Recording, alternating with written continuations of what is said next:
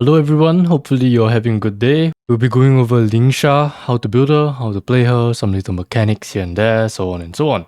But before we start, remember to subscribe to the channel.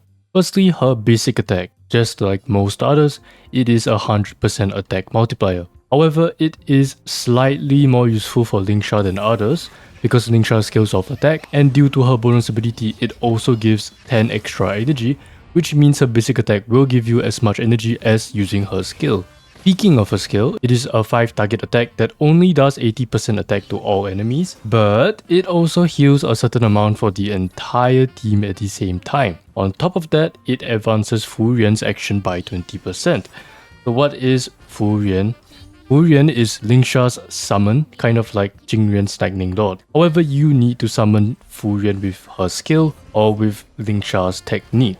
When you summon it, it has a base of 90 speed and 3 base actions. Each time it acts, its action will obviously go down by 1. When it takes action, it is a follow-up attack and deals 75% attack to all enemies. And then, one more 75% attack to a single enemy, and it prioritizes enemies with fire weakness and enemies that are not broken yet. When Furian acts, it also dispels 1 debuff from all allies, so kind of like Link's ultimate but on a follow-up, and also heals very slightly less than her skill. I found this to be about 1000 for a single ally, and so about 4000 HP for the entire team.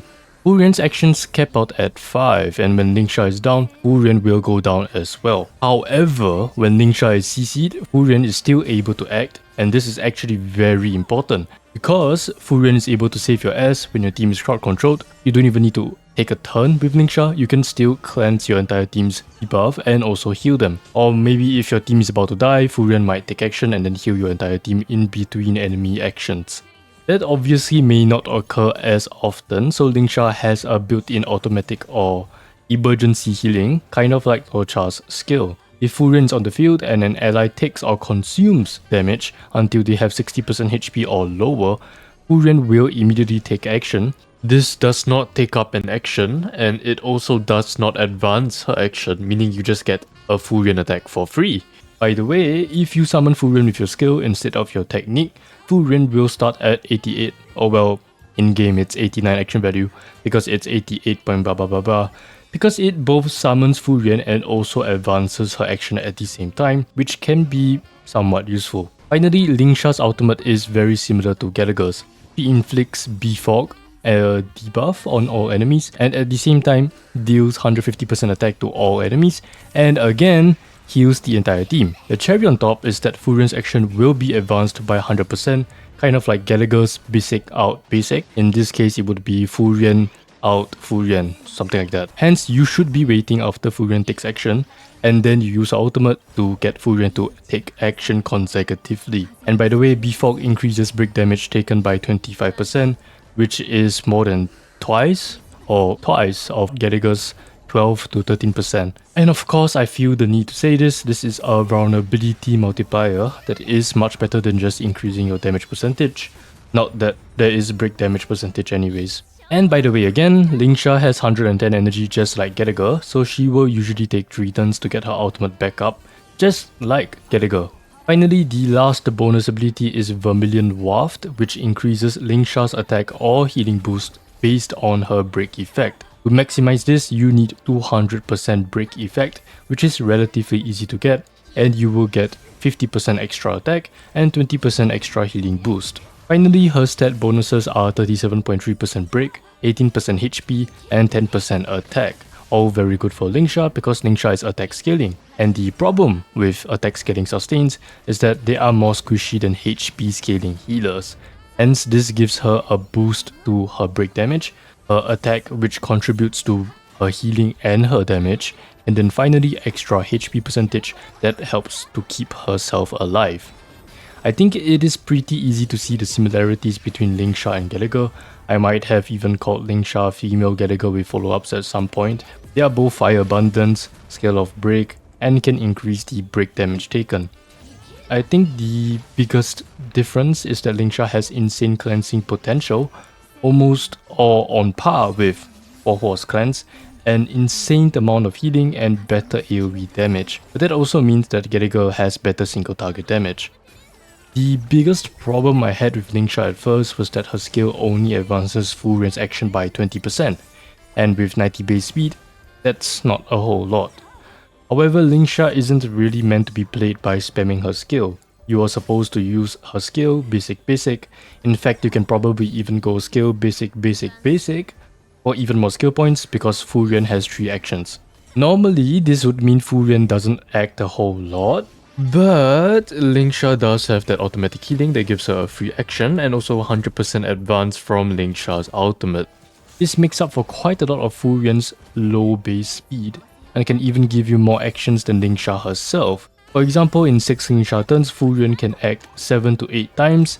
It's only 1 or 2 more, but you are basically getting a full team cleanse more than once per turn. The automatic healing also pairs pretty well with Firefly, because at the start of the battle, she uses a skill which will consume 40% of her HP. And you know what that means. It means that Furion will get an immediate action at the start of the battle, assuming you used Lingsha's technique. Of course, there's more to that synergy, but we'll get to that later. Also, she does have attack scaling, so I know a few deviants are thinking, haha, what if I build her crit? Her scaling is just pretty low because it is mainly AoE, so it probably will not work out very well. Like, the damage share in the break team is like 93% to 7%. So, not the best, but if you want to have some fun, sure, I guess. For Trey's priority, I think both her ultimate and talent are the most important, followed by her skill and basic attack. For stats, it is obviously break and attack, then HP, but HP is still pretty useful. And for bonus abilities, you kinda need all 3 or your build may not function properly. Now that we understand what she does and what she wants, it becomes a lot easier to build her. Let's start with Lightcones. It can be slightly complicated due to the sheer variety of choices Lingsha can choose from, but I will help you break it down. For a healer that also does great super break damage like Lingsha, you have to consider both her damage and her healing. And for damage, her signature Lightcone is obviously the best. However, this is slightly misleading because it also gives universal vulnerability that will boost your entire team's damage. Hence, it is better than what we have here because this only affects Lingsha's damage. Next, we have Dreams Montage, which unfortunately will not be coming out until 2.6.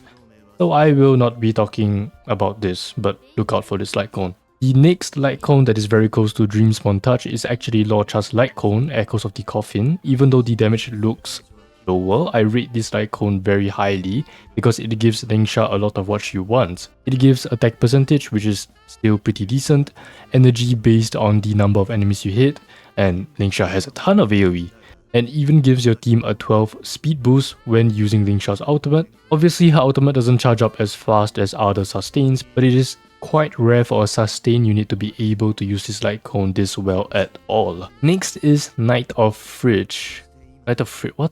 Next is Night of Fright, which is Hoho's signature Lightcone. Unfortunately, doesn't give Lingsha a lot of damage, but can give Boot Heal or Firefly extra attack percentage, which can be somewhat useful. The more important part about this Lightcone is that it gives you 12% energy regeneration. However, post-op conversation is a 4-star Lightcone that gives you 16% energy regeneration and even 24% healing boost after using your ultimate at S5. This is a better Lightcone in general than Night of Frights, unless the extra attack percentage matters more, like maybe for traditional damage dealers, not brick damage dealers like Firefly or Heal. Funnily enough, what is real is actually the worst Lightcone for both damage and healing, giving slightly less damage than even post-op conversation. This is because what is real is more of a stat stick, and it honestly doesn't matter that much because some of these Lightcones can give you energy or energy regeneration, which means Lingsha will then be able to run a break effect rope instead. That gives you slightly more break effect than what is real with an energy regeneration rate rope. Now when it comes to healing, Echoes of the Coffin is quite obviously the best because of the extra attack percentage, followed by post-op, her signature Lightcone, Night of Fright, Dreams Montage, and finally what is real. Honestly, the difference in healing is genuinely quite small, and so when it comes to healing, I believe all of the Lightcones are pretty decent choices. Overhealing doesn't really matter in Stario either, so having more healing will probably not matter as much. Hence, for free-to-play choices, I would recommend post-op conversation and what is real if you don't have post-op conversation. And then in 2.6, probably the new Dreams montage. If you happen to have any of the Abundance signature Lightcones, I would use Lorcha's Lightcone over Hoyoverse. Obviously, her signature is the best because it can even increase your team's general damage, which not only allows her to boost her brick teams, but also allows her to be used in other teams because the vulnerability is universal. Now let's take a look at relics. For main stats, you want to be going outgoing healing boost, speed boots, and attack percentage orb. These stats will usually be fixed, only her rope will change depending on the Lightcone that you have. Basically, if you have a Lightcone that can give you some sort of energy or energy regen, break effect rope is going to be good enough. If your Lightcone is unable to do that, then you should be running energy regeneration rate rope instead. For substats, break, attack and speed are all good, and honestly if you get some crit rolls here and there, it's not going to be that bad either, but I would prioritize effect resistance, HP and defense over crit to keep her alive. For relic sets, let's start with her 2-piece planar ornaments because it will probably always be fixed. It should be Kalpenny's Lantern because it gives speed and 40% break when attacking fire weak enemies. This is especially strong with Firefly because she can implant fire weakness, which means Lingsha gets a 40% break buff for free. For 4-piece relic sets, the best choice will be Iron Cavalry because it gives Lingsha a lot of damage in super break teams.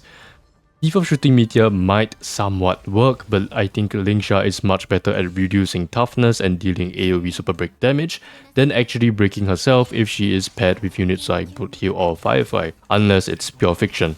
In fact, with E2 Firefly, you most definitely want Firefly to be breaking instead, but like I just said, not really in pure fiction. If you want to use Lingsha outside of break teams, you can run things like 2-piece speed plus 2-piece attack, or 2-piece speed plus the future 2-piece speed, or 2-piece speed plus 2-piece HP, and so on and so on and so on.